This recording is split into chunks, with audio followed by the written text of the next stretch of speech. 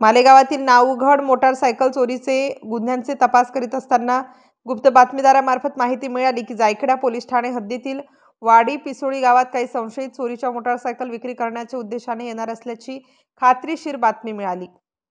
त्यावरून पोलीस पथकाने वाडी पिसोळी गावातून संशयित नामे अविनाश वामन सोनवणे वय 22 वर्ष यास ताब्यात घेतले।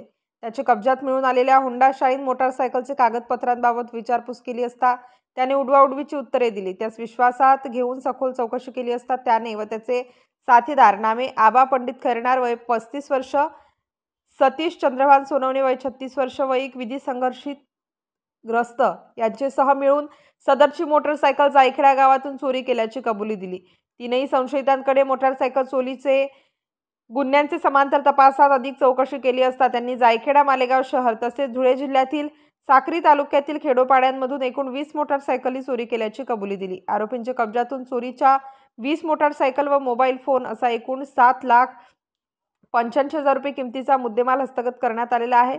सदर आरोपींना जायखेडा पोलीस ठाणेकडील गुन्हा रजिस्टर नंबर 53/2025 भारतीय न्याय संहिता कलम 303(2) या गुन्ह्यात अटक करण्यात आली असून नाशिक ग्रामीण व धुळे जिल्ह्यातील मोटारसायकल चोरीचे आणखी गुन्हे उघडकीस येण्याची शक्यता आहे। नाशिक ग्रामीण जिल्हा पोलीस अधीक्षक विक्रम देशमाने, अप्पर पोलीस अधीक्षक आदित्य मिरखेलकर व अप्पर पोलीस अधीक्षक मालेगाव अनिकेत भारती यांचे मार्गदर्शन व सूचनांप्रमाणे स्थानिक गुन्हे शाखेचे पोलीस निरीक्षक राजू सुर्वे, पोलीस उपनिरीक्षक दत्ता कांभिरे, पोलीस हवालदार प्रशांत पाटील, सुधाकर बागुल, सुभाष चोपडा, हेमंत गिरबिले, प्रदीप बहिरम यांच्या पथकाने चोरीच्या 20 मोटारसायकल हस्तगत करून कामगिरी केली आहे। स्टार न्यूज साठी मोहसिन पठाण, नाशिक।